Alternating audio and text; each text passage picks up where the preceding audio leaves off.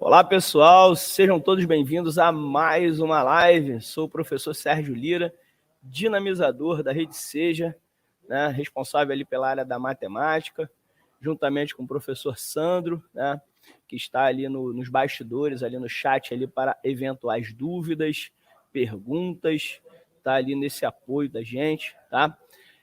Hoje nós vamos receber ali nessa live o professor Alexandre Massetti, professor do Seja Cordeiro, né? Professor de larga experiência, vai contribuir conosco aí, né? Trazendo dicas, trazendo resoluções de provas do Enem, né? De anos anteriores. O professor, ele é mestre em matemática ali pela UERJ. Ele também possui ali a larga experiência ali na rede estadual de ensino. Também trabalha ali no Seja Cordeiro, tá? Então, professor Alexandre, desejo a você aí uma excelente live, né? Esperamos aí que os alunos aproveitem essa oportunidade aí, né? Nessa maratona Enem, e seja bem-vindo aí. Estamos contigo. Muito obrigado pela recepção.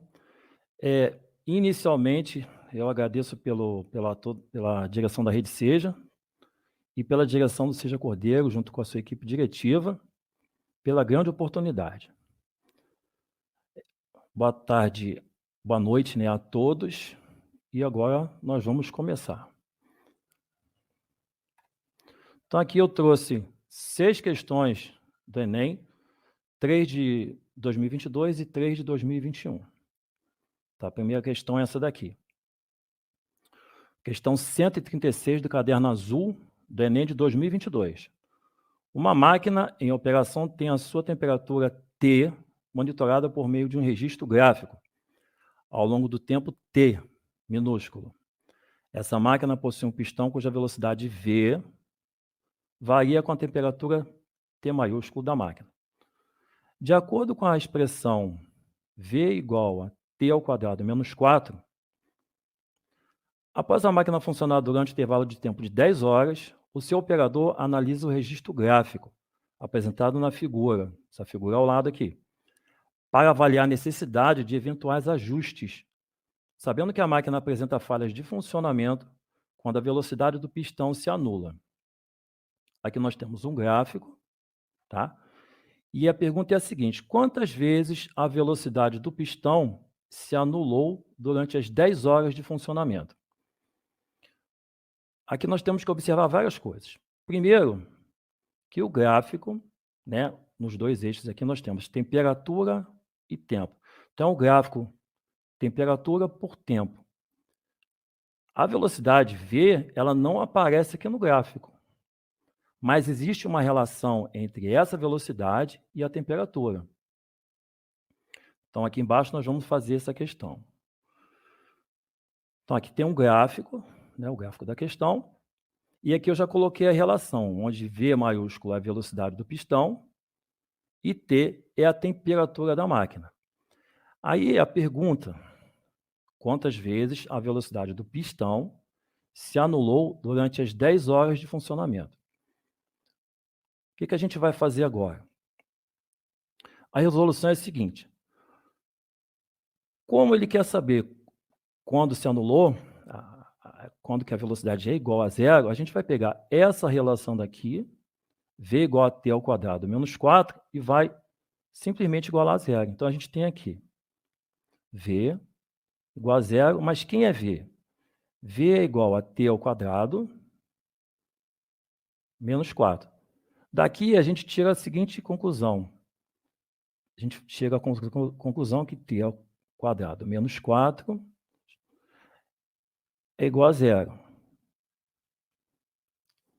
Aí daqui a gente vai conseguir calcular os valores de T, ou seja, os valores da temperatura que anulam a velocidade, que fazem com que a velocidade seja igual a zero. Tá? T ao quadrado menos 4 igual a zero é uma equação do segundo grau incompleta.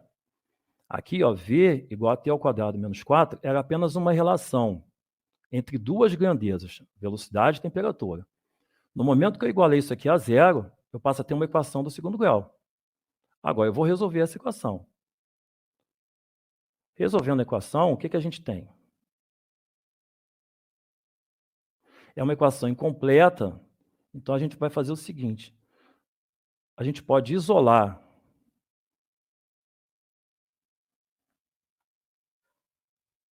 a gente vai isolar agora o t ao quadrado. Como? Esse menos 4 eu passo para o lado de lá. E agora eu tenho o seguinte, eu tenho t ao quadrado igual a 4. T ao quadrado igual a 4, isso significa que eu tenho duas soluções aqui. Porque, na verdade, t vai ser igual a mais ou menos a raiz de 4. Então, quem é a raiz de 4? A raiz de 4 é igual a 2. Então, t é igual a mais ou menos 2. Mais ou menos 2. Como o T é temperatura, ou seja, não é tempo, eu posso ter um valor positivo e eu posso também ter um valor negativo, tá? Então, a conclusão que a gente chega é a seguinte. Para T igual a 2, ou T igual a menos 2, a gente tem que a velocidade é igual a zero. Tá. Aí agora a gente vai fazer o seguinte. Quantas vezes que isso aconteceu nesse intervalo de 0 a 10 horas? Se a gente olhar aqui para o gráfico, aqui no eixo vertical, nós temos os valores da temperatura. Então, o 2 aparece aqui e aqui. Então, conforme o tempo foi passando, essa temperatura ela foi mudando de valor. Ela atingiu aqui o valor 4, depois ela atingiu 2, 0 e assim por diante. Então, assim, em quais instantes, nesse intervalo de 0 a 10 horas, em quais instantes que a temperatura atingiu o valor de 2? Nesse instante aqui, ó, um instante que eu não sei qual é, eu sei que é de 0 a 10, né? Então, nesse intervalo, e nesse instante aqui. Então, durante 2 instantes, né, a temperatura atingiu o valor igual a 2. E a velocidade se anulou. Agora, vamos calcular para t igual a menos 2. De acordo com o gráfico, isso acontece 3 vezes. Ó. Nesse instante aqui, a temperatura se igualou a menos 2. Nesse instante aqui, a temperatura também se igualou a menos 2. E nesse instante aqui, a temperatura também se igualou a menos 2. Isso aqui nos dá um total de 5. Então, quer dizer que a velocidade V se anulou, ou seja, ficou igual a 0, 5 vezes aqui durante esse intervalo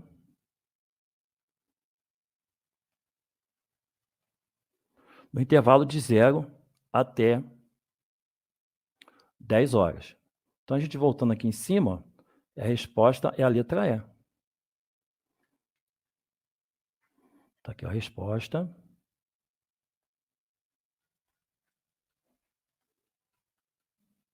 Letra E. Então, dessa forma, nós resolvemos a questão 136 do Enem de 2022, da prova azul. Agora nós vamos para a segunda questão. A segunda questão é o seguinte. Nós temos aqui questão 151 do Enem de 2022,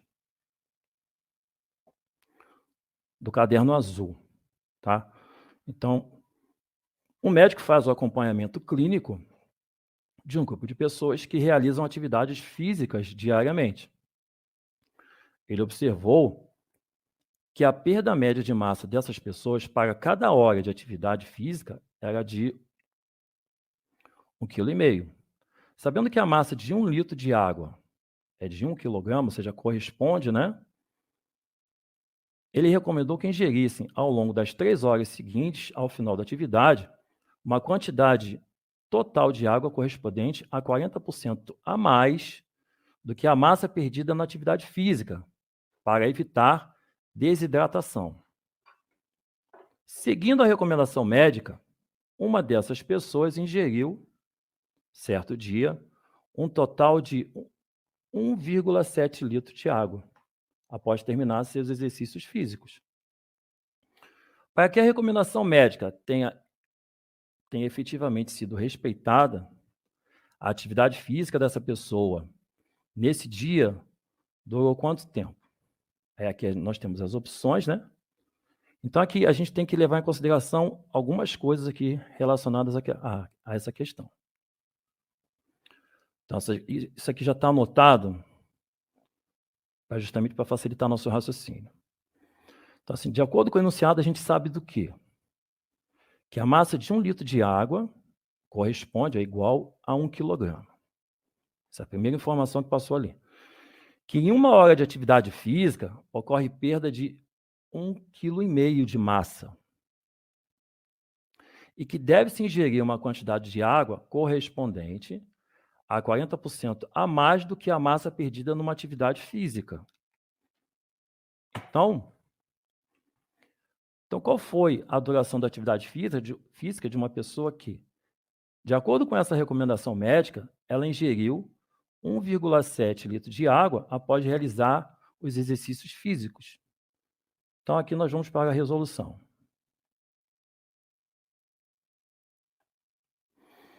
Bem, pelo que ele falou, né, já que a pessoa seguiu a recomendação médica, então 1,7 litro que a pessoa consumiu de água, a gente já sabe que é 40% maior do que a massa que a pessoa perdeu na atividade física. Maior que essa perda. E que 1,7 litro de água corresponde a 1,7 quilograma da massa de água. Então, assim, 1,7 quilograma é igual a 140% da massa perdida.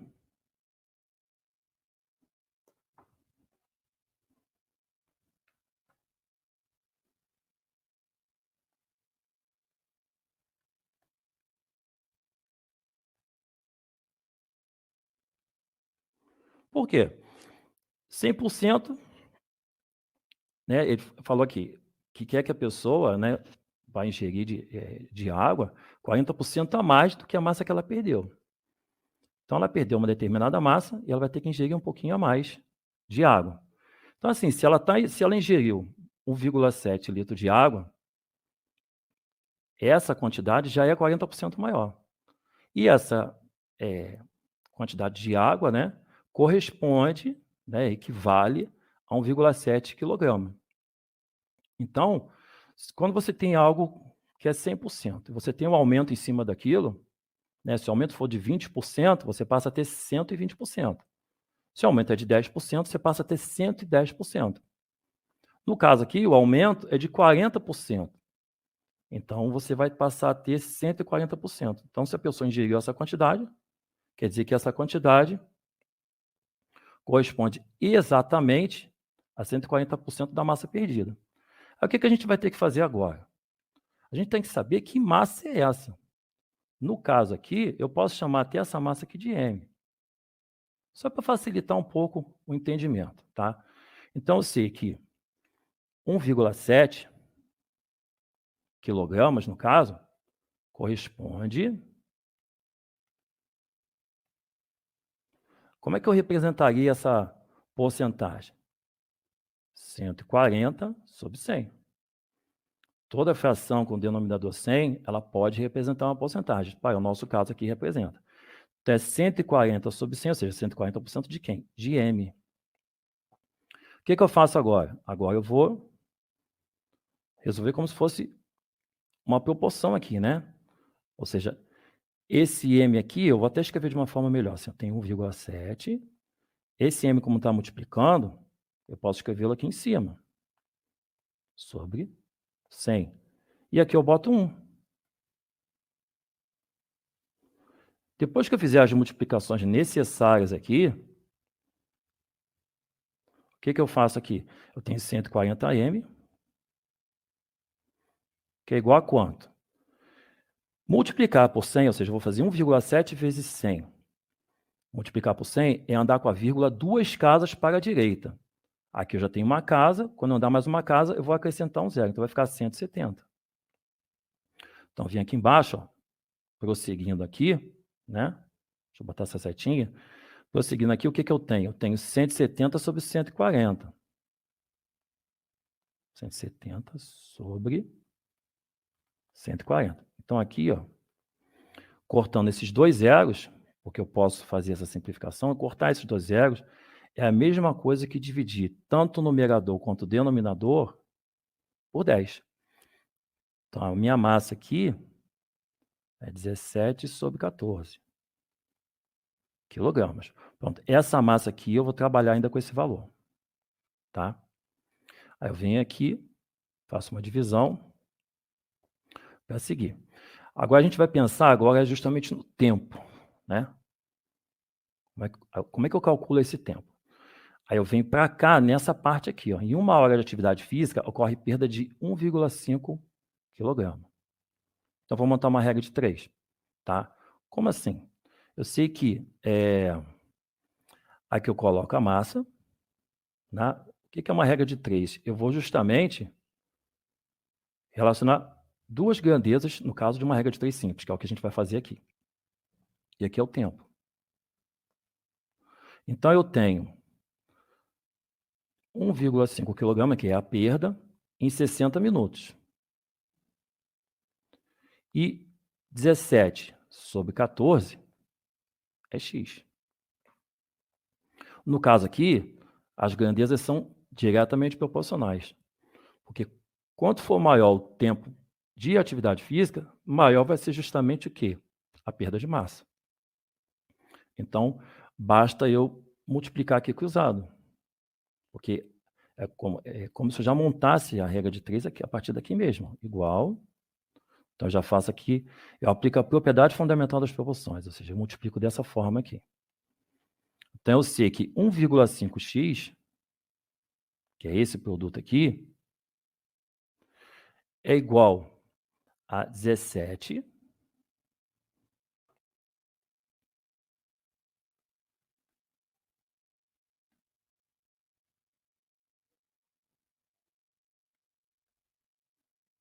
14 vezes 60.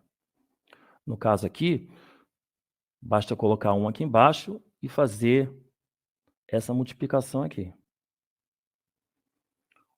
Tá? Então, aqui, prosseguindo aqui para o lado, o que eu tenho?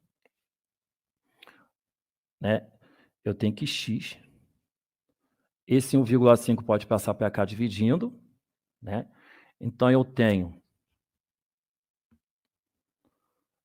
60 vezes 17, né? Sobre 14 vezes 1,5. Tá, aqui eu posso fazer algumas simplificações, tá? E já para a gente não perder muito tempo aqui, né? Uma simplificação que seria muito boa aqui para fazer é essa daqui, ó. Se eu dividir aqui por 1,5, esse número vai embora. Ou seja, resta 1 aqui, né? Se eu dividir isso aqui por 1,5, eu fico com 40. Então, eu fico com 40 vezes 17 sobre 14. Efetuando os cálculos necessários, a gente chega à conclusão que isso aqui é aproximadamente 48,6 minutos. Então, voltando aqui ao enunciado,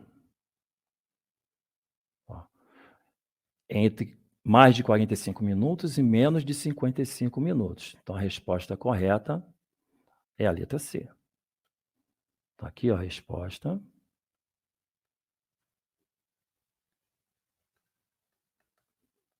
Letra C. Então, dessa forma, nós resolvemos a questão 151 do Enem de 2022, da prova azul. Agora nós vamos para a terceira questão de hoje. Então, aqui a gente tem o seguinte. Questão 159 do Enem de 2022, caderno azul. Um atleta iniciou seu treinamento visando as competições de fim de ano. Seu treinamento consiste em 5 tipos diferentes de treinos. Treino T1, T2, T3, T4, T5. A sequência dos treinamentos deve seguir esta seguinte ordem que está aí. Então, a ordem é essa aí. Essa sequência. Primeiro dia, treino 1. Segundo dia, esse R significa repouso. Terceiro dia, repouso. Quarto dia, treino 2. E assim sucessivamente. Então, é uma sequência de 13 dias. A letra R significa repouso. Como eu já comentei, após completar a sequência de treinamentos, o atleta começa novamente a sequência a partir do treino 1. Então, essa sequência toda se repete e segue a ordem descrita. Após 24 semanas completas de treinamento, se dará o início das competições. A sequência de treinamentos que o atleta realizará na 24ª semana de treinos, isso significa o quê? A última semana, né? Porque após 24 semanas completas, vão começar as competições para ele. Então, na verdade, aqui é a última semana. Então, aqui tem a resolução. Já tem um esquema aqui praticamente, né, todo feito.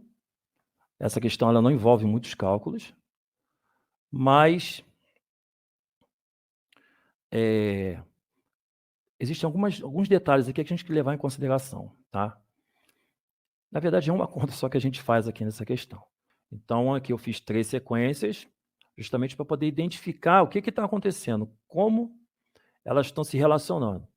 Então, aqui a gente tem a primeira semana, vai do 1º ao 7º dia, né? A segunda semana do 8º ao 14º, só que a sequência completa de treinos, ela termina no 13º dia. Então, ela termina com repouso, tá? E depois, já no 14º dia, eu inicio, né, uma nova sequência de treinos, no término da segunda semana. Então, esses valores não coincidem, né? Então, a gente multiplicando aqui, ó, 7 por 24, a gente chega a 168, né?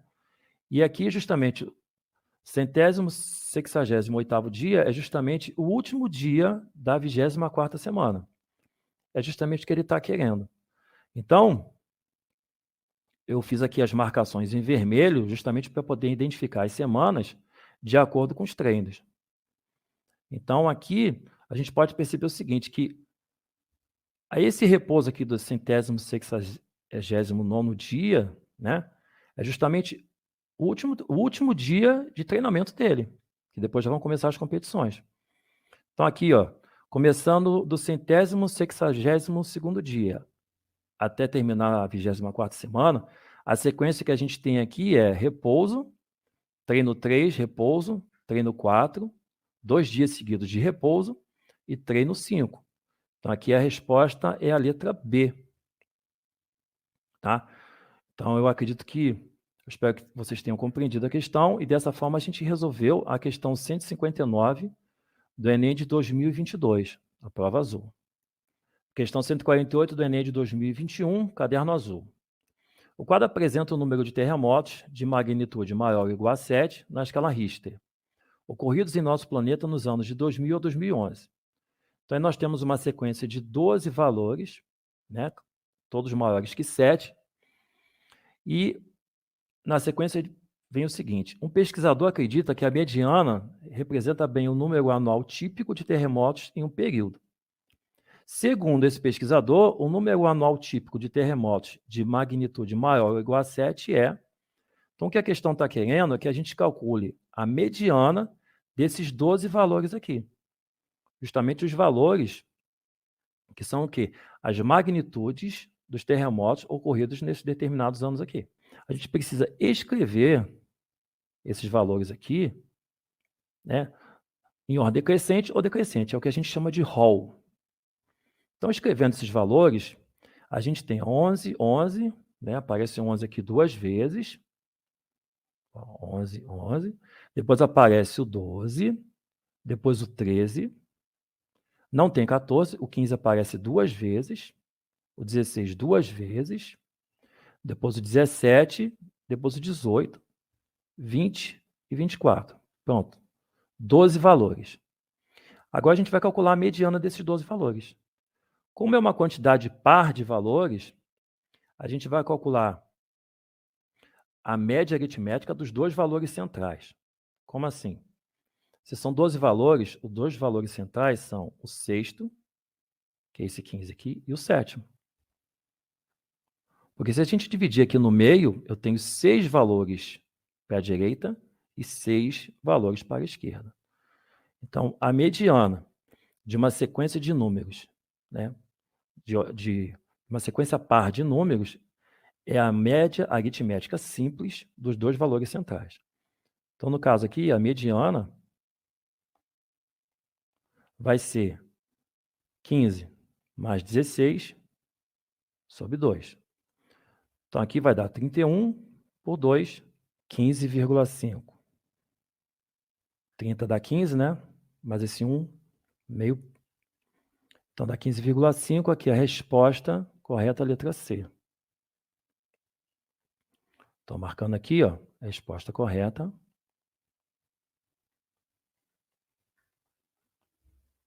Letra C. Agora a gente vai para a questão 143 do Enem de 2021, caderno azul. Então, o gráfico apresenta o nível de ocupação dos 5 reservatórios de água que abasteciam uma cidade em 2 de fevereiro de 2015. Aqui a gente tem uma tabela com o nível dos reservatórios em 2 de fevereiro de 2015. Aqui a gente tem a capacidade, tá, do reservatório 1, 2, 3, 4 e 5. Tá? Nessa data, o reservatório com maior volume de água era qual desses 5 daqui? Tá? Então, agora a gente vai resolver a questão. Então, já transcrevendo todos os valores do gráfico para cá, a gente vê que o reservatório 1 está com 20% de sua capacidade. Tá? 25% de 105, que é a capacidade dele. O reservatório 2 está com 30%, essa marcação aqui, ó, 30% de 100 bilhões de litros de água. O reservatório 3 está com 50% de 20 bilhões de litros de água. O reservatório 4 está com 40% de 80 bilhões de litros de água. E o reservatório 5 está com 60% de 40 bilhões. Então, ele quer saber qual o reservatório com maior volume de água, justamente nessa data daí. Então, a gente vai fazer o seguinte. A gente vai agora calcular a porcentagem dos 5 reservatórios aqui. Quantos, né, litros de água a gente tem em cada reservatório? Aqui já tem uma esqueminha pronto já para a gente só efetuar os cálculos. Então, nós vamos fazer o seguinte. O reservatório 1, ele tem 20% de 105 bilhões de litros de água. Um método simples de calcular a porcentagem de um valor é o seguinte. 20 sobre 100. Por quê? Porque é 20%, ou seja, são 20 partes sobre 100. Vezes, esse D aqui eu posso escrever como vezes 105 sobre 1. Porque, ó, 105 dividido por 1 continua sendo 105. E agora eu faço o seguinte, esse método ele me ajuda a efetuar algumas simplificações, né? Eu posso cortar esse zero com esse, ou seja, eu posso pegar essa fração aqui e dividir, simplificar, né? Dividir em cima e baixo por 10. Então, agora eu tenho o seguinte, eu tenho 2 vezes 105, que dá 210, sobre 10, né? 10 vezes 1 dá 10. Agora eu posso cortar esse zero com isso aqui. Então, aqui eu tenho 21 bilhões de litros de água. Reservatório 2 30% de 100 bilhões. Então, 30% de 100 bilhões. Aqui o cálculo é mais fácil ainda, porque eu posso simplesmente cortar esses dois zeros daqui com esses dois daqui. Então, na verdade, o que eu tenho aqui são 30 bilhões.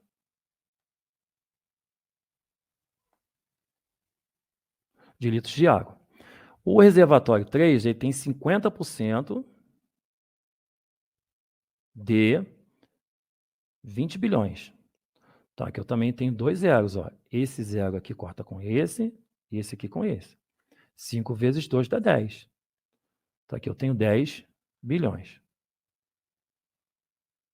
de litros de água. Reservatório 4, eu tenho 40% de 80. Então, mais uma vez aqui, ó, esse zero do 80 corta com esse zero do 100 e esse aqui com esse. 4 vezes 8 dá 32. 32 bilhões de litros de água. Agora, o último reservatório aqui, ó, reservatório 5, eu tenho 60% de 40 bilhões de litros de água. Então, eu posso fazer essa simplificação aqui, ó. Esse zero com esse e esse zero com esse. 6 vezes 4 dá 24. Então, são 24 bilhões de litros de água. Então, qual deles tem a maior capacidade? Esse daqui. O reservatório 4. E a gente voltando aqui no enunciado, letra D de dado. Então, a resposta correta é a letra D. Escrevendo aqui, ó, resposta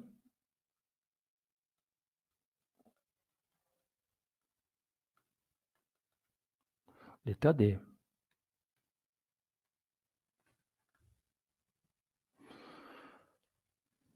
Agora nós vamos para a última questão.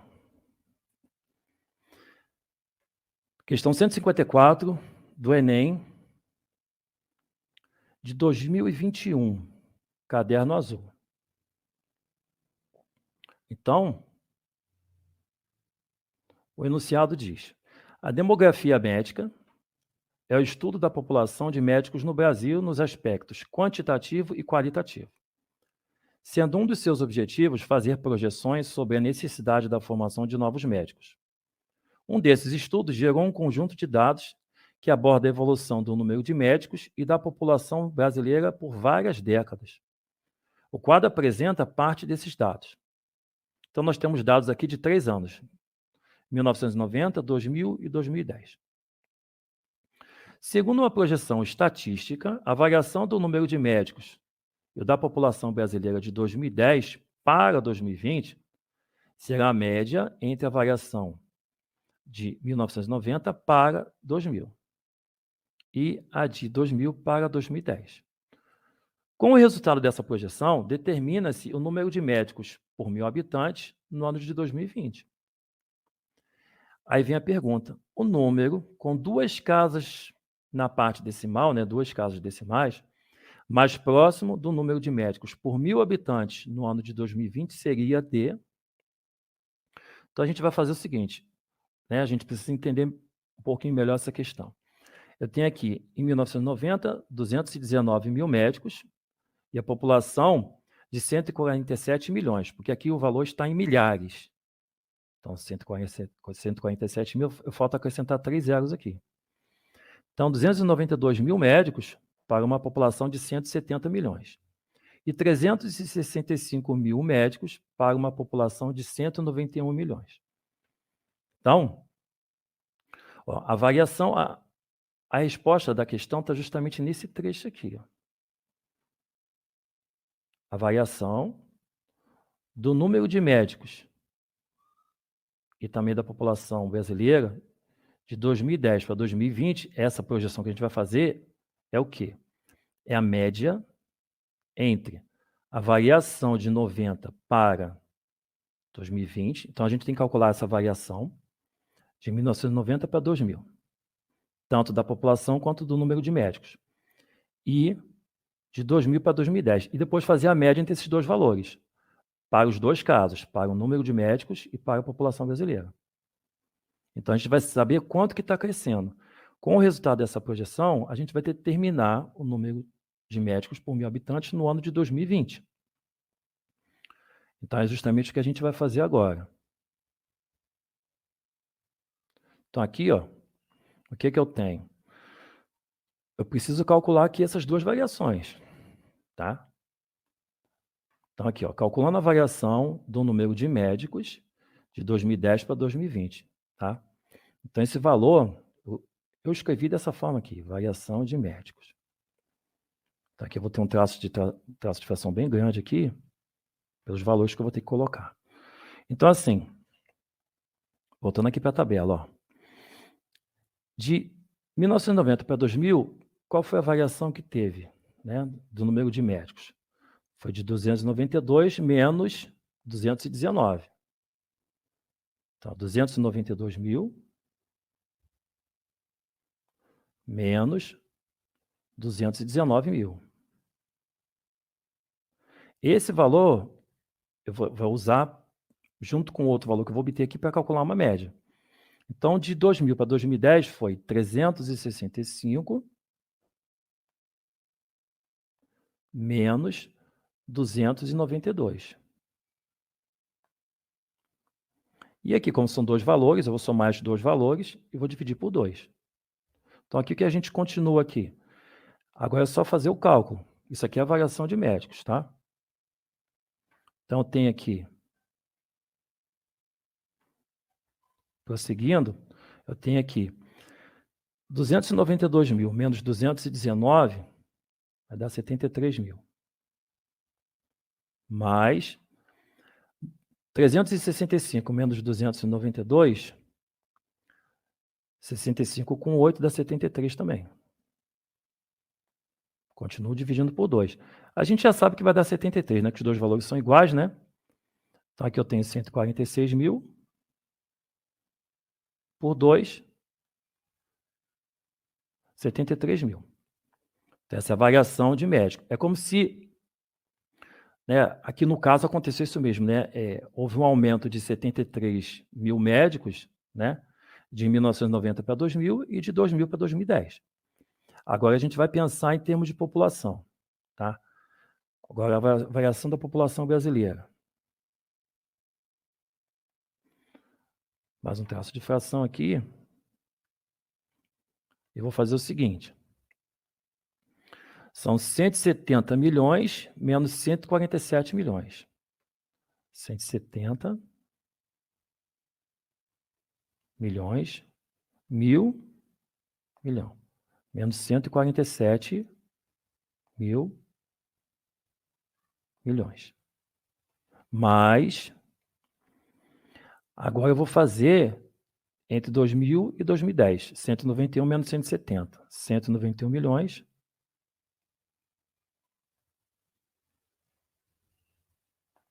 menos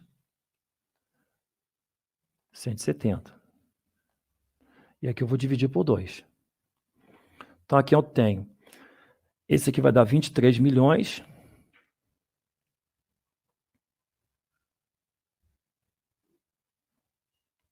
(170 menos 147 dá 23. 4, 5, 6 zeros. Mais 191 menos 170 dá 21.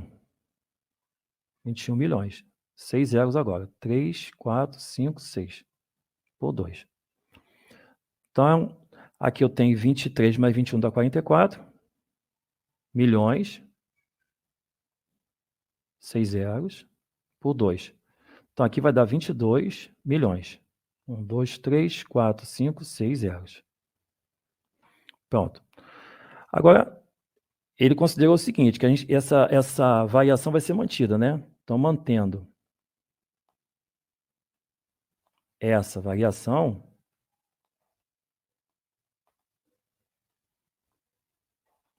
né, em 2020,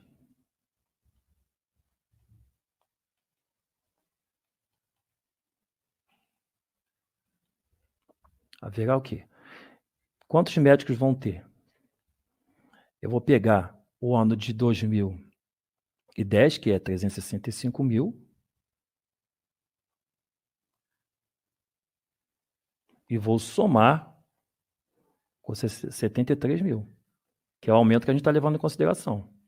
Então, isso aqui vai dar 438 mil médicos. Agora, a população, né? O valor de 2010 aqui é 191 milhões. Então, aqui 191 milhões. Milhões. Mais os 22 milhões que a gente acabou de achar. Então, aqui eu vou ter 213 milhões de habitantes.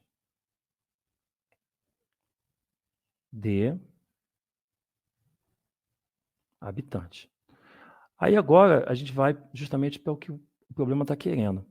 Ele quer saber, né, o número mais próximo do número de médicos por 1.000 habitantes no ano de 2020.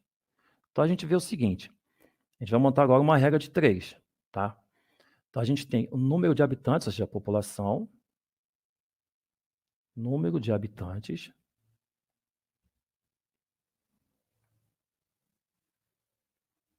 número de habitantes e número de médicos.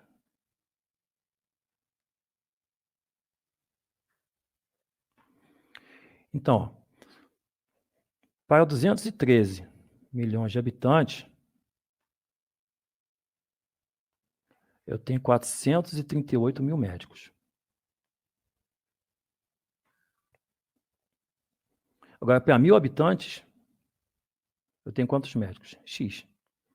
Como esses valores são diretamente proporcionais, né? Quanto maior a população, maior vai ser o número de médicos. Então, basta montar aqui a proporção e aplicar a propriedade fundamental. Então, eu tenho que 213 milhões vezes X, né?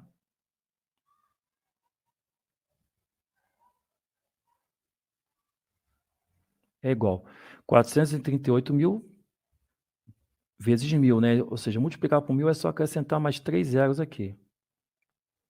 Então, isso aqui vai virar 438 milhões. 5, 6 zeros. Isso significa que o X, que eu estou procurando aqui, vai ser essa divisão aqui. 438 milhões dividido por 213 milhões também. Ou seja, eu tenho esse monte de zero aqui que eu posso simplesmente cortar. Os 6 zeros do denominador com os 6 zeros do numerador. Então, eu tenho agora só a divisão de 438 por 213, que nos dá aproximadamente, com 2 casas decimais, 2,06. E a resposta aqui, a gente voltando no enunciado da questão, letra D de dado. Essa é a resposta da questão. Resposta.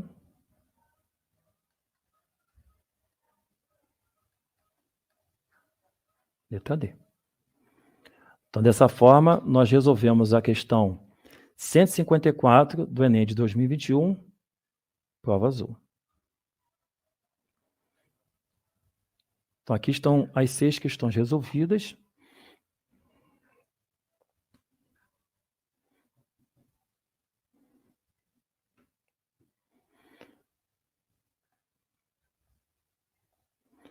Eu espero que vocês tenham compreendido todos os cálculos que foram feitos, todas as resoluções, e que não tenha restado dúvida alguma, né? Nenhum tipo de resolução, nenhum tipo de cálculo, nenhum raciocínio que foi empregado nas questões. E que vocês tenham sorte, né? Nem não apenas sorte, mas que vocês consigam fazer uma excelente prova no domingo que vem.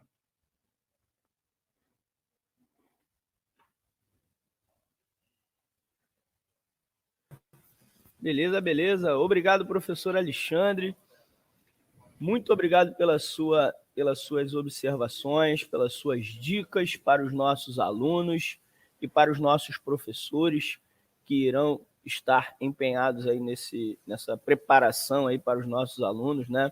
Essa live ela tem essas duas linhas de ações, né?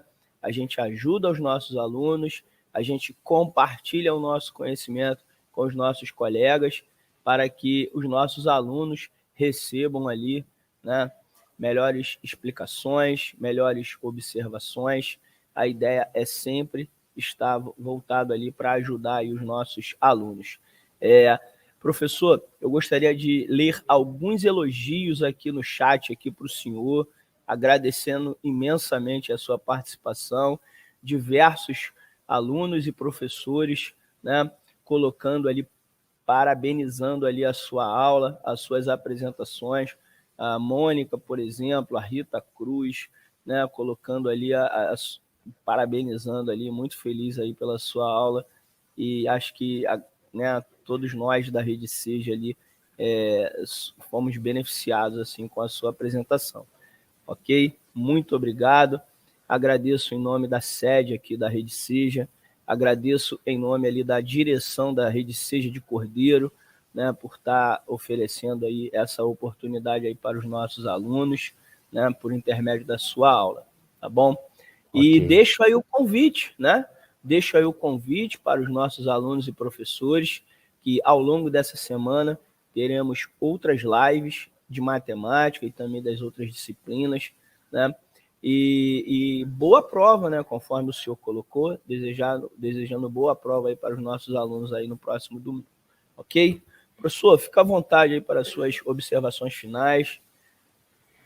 Eu agradeço aqui, eu estou vendo que tem aluno meu aqui. Legal, que legal. As considerações finais são essas mesmo. Eu fiz o que estava ao meu alcance, consegui, espero ter conseguido tirar as dúvidas, explicar bem as questões, maravilhoso, professor. Esclarecer bem o que estava sendo proposto, né? Conseguir resolver. Não existe um método mágico, sim, né? Mas a gente se esforça, a gente tenta, se coloca no lugar do aluno. Claro. Como é que eu entenderia essa questão, né? Qual é a melhor forma, né? Uhum. A gente sai um pouco dessa... pensar só como a gente pensa e como que o aluno pensa, como o aluno vai entender a questão. Exatamente. Tá? Isso aí. Tá Obrigado, bom? professor. Agradeço o apoio de vocês, né? Toda a Rede Seja, e essa oportunidade. Muito obrigado. Valeu. Gente, muito obrigado. Encerramos aqui a nossa live e conto com vocês aí amanhã nas próximas lives. Tchau, tchau, gente. Um forte abraço.